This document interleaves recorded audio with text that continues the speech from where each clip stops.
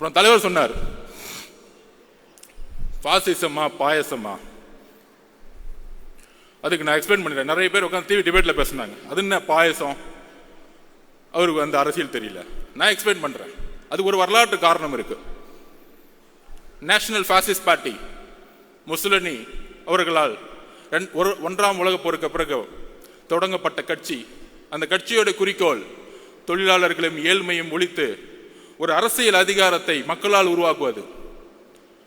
அப்படி உருவாக்கும் பொழுது ஒரு இனவாத அரசியலை அவங்க கையில் எடுத்தாங்க.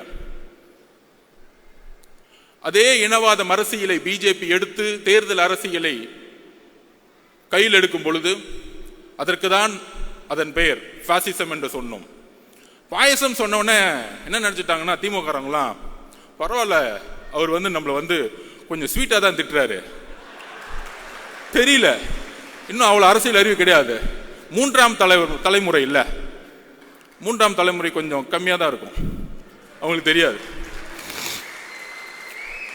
இவர்கள் எப்படின்னா பாயசம் சொல்லக்கூடாதுன்னு நாசிசம்னு சொல்லணும். அப்பதான் கொஞ்சம் புரியும். ஸ்ட்ரைட்டா ஹிஸ்டரி புரிய வைக்கணும். நாசிசம் எப்படின்னா, பாசிசோடைய முசோலினியோடைய ஒருத்தரை பார்த்து வளர்ந்தார் அந்த காலத்துல. அவர் பேர் தான் ஹிட்லர். அவர் தான் பாசிச உருவாக்குனார்.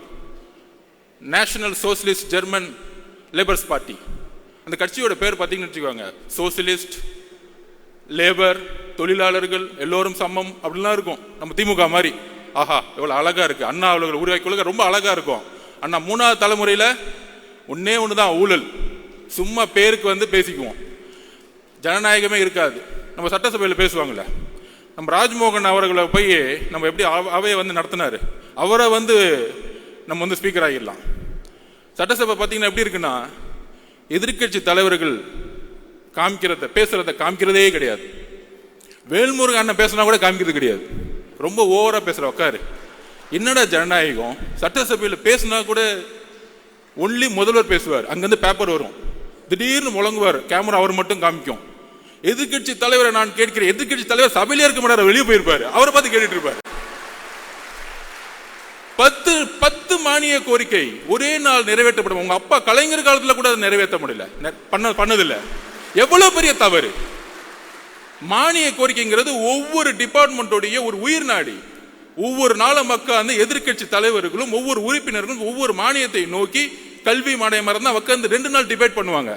ஆனா இன்னைக்கு எப்படி பிஜேபியோடைய பாராளுமன்றம் நடக்குதோ அங்கேயாச்சும் லைவ் போடுறாங்க, இங்க லைவும் கிடையாது. ஆனா இங்கிருந்து எம்பிகள் போய், நம்ம அக்கா கனிமொழி அக்காலாம் போய், ஜனநாயகம் பறிக்கப்படுகிறது, ஜனநாயகம் பறிக்கப்படுங்க, பேச விடல. இங்க என்ன நடக்குது? எல்லாரையும் பேச விடுறீங்களா? எத்தனை நாள் சட்டமன்றம் நடக்குது? மக்களுடைய குரல் வலிகளை நீங்கள் சட்டசபையில் நெருக்கணும்னு நினைக்கிறாங்க. அங்கதான் ஜனநாயகம் இல்லை. சட்டசபையிலே ஜனநாயகம் இல்லைன்னா வீதிகளில் எப்படி ஜனநாயகம் இருக்கும்? இங்க ஜனநாயகமே இல்லை.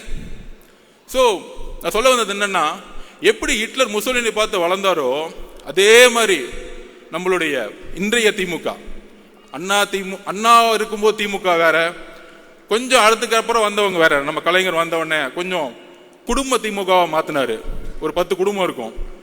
இப்ப திமுக அப்படின்னா ஒரே குடும்பம், 10 குடும்பம் எல்லாம் கிடையாது, எல்லாரும் கிளம்பு, எல்லாம் ஒரே குடும்பம் தான். என் பையன், அடுத்தது இன்னொருத்தர் இருக்கார், மருமகன், 2 பேர் தான். மித்த 10 குடும்பம். இதுதான் கலைஞர்கிட்ட இருந்தும் இன்னைக்கு இருக்கக்கூடிய முதல்வருக்கும் உள்ள வித்தியாசமே. அங்க வேணாலும் நல்ல அப்பாவா இருக்கிறார், தமிழகத்திற்கு அப்பாவாக நீங்கள் இல்லை, நீங்கள் இல்லை. கள்ளக்குறிச்சியில் 70 பேர் இறந்தாங்க. 70 பேர் இறக்கும் பொழுது நீங்கள் அங்க போகல. ஏன் போல? எதுக்கு போல? கள்ளக்குறிச்சியில் இறந்த உடனே ஐஏஎஸ் மாத்துறாங்க, ஐபிஎஸ் மாத்துறாங்க. ஒரு வார்டு கவுன்சிலருக்கு நம்ம ஒரு வீடு கட்டினா நிக்கிறாரு, எனக்கு ஏன்டா கமிஷன் கொடுக்க மாட்டேங்கிற வீடு கட்டுறேன்னு. அப்ப இவ்வளவு பெரிய கள்ளச்சாராயம் காய்ச்சற உங்களுக்கு அந்த துறையோட அமைச்சருக்கு ஒன்னும் தெரியாதான், அங்க இருக்க எம்எல்ஏக்கு ஒன்னும் தெரியாதான், கவுன்சிலருக்கு ஒன்னும் தெரியாதான், ஐஏஎஸ் ஆபீசர் மட்டும் சஸ்பெண்ட். என்ன ஒரு அரசியல்? விசாரணை கமிஷன் என்ன ஆச்சு? 70 பேர் இறந்தாங்க, என்ன ஆச்சு? எல்லாம் க்ளோஸ், ஃபைல் க்ளோஸ். தமிழக மக்கள் மறந்துடுவாங்க, நம்ம 1000 ரூபாய் கொடுத்துட்டா போதும். அப்புறம் சொல்ற மாதிரி டக்குன்னு பட்ஜெட்டுக்கு அப்புறம் இன்னைக்கு பாத்தீங்கன்னு வச்சுக்குவாங்க, பட்ஜெட்டுக்கு வெளியே ரூன் போட்டுருவாங்க. தமிழ் மேல நேசிக்கிறாங்களாம், பட்ஜெட்டுக்குள்ள ஒண்ணுமே இருக்காது. அதாவது எப்படி வந்து ஒருத்தர் கோடீஸ்வரன் கேட்டா பேரை வந்து கோடீஸ்வரன் பேர் வச்சிருங்க, கோடீஸ்வரன் எல்லாம் அந்த மாதிரி தான் ரூன்னு போட்டுட்டாங்க. பட்ஜெட் வந்து சிறந்து விளங்கிருச்சு. 5 லட்சம் கோடி லோனு, எல்லா லோனையும் மறைச்சாச்சு, ஆனால் வளர்ந்துருச்சு. ஸோ இந்த மாதிரி பொய் மீடியா செட்டிங்ஸு, அப்புறம் யூடியூப்ல ஒரு 20 பேர் செட்டிங்ஸு, எங்கே பார்த்தாலும் நம்ம திறந்தோம்னா அப்படியே அப்படியே அவங்க மட்டும்தான் தெரியும். இல்லை நடுவில் நம்ம அண்ணாமலை வந்து திடீர்னு டைவெர்ட் பண்ணி விடுவார் நம்மளை திட்டின உடனே. ஆனால் இப்போ அவங்களுக்கு பயம் வந்துருச்சு. என்னப்பா நம்மளை கொஸ்டின் கேட்கறதுக்கெல்லாம் ஆளே கிடையாது, இத்தனை நாள் வரைக்கும் ஒருத்தர் வந்துட்டாரு, இவர் எப்படிப்பா அடக்கிறது? இவர் மக்கள் பயணத்தில் வரும் பொழுது பேரதிர்வுகளை ஏற்படுத்தும். அவர் கேட்கக்கூடிய ஒவ்வொரு கேள்வியும் மக்கள் மனசில் இருக்கக்கூடிய கேள்வி கேட்கக்கூடிய சிந்தனைகளா மாறும். இதை தான் பயப்படுறோம். அதனாலதான் தமிழக வெற்றி கழகத்தின் மீது கடுமையான எதிர்ப்புகளும், ஆளுங்கட்சி, எதிர்கட்சி, ஒன்றிய கட்சி, எல்லா கட்சி எதிரி. நீங்க யார் கூட சேர்ந்தாலும் சரி, சிங்கிளா மெஜாரிட்டியோட எங்களால் ஜெயிக்க முடியும்.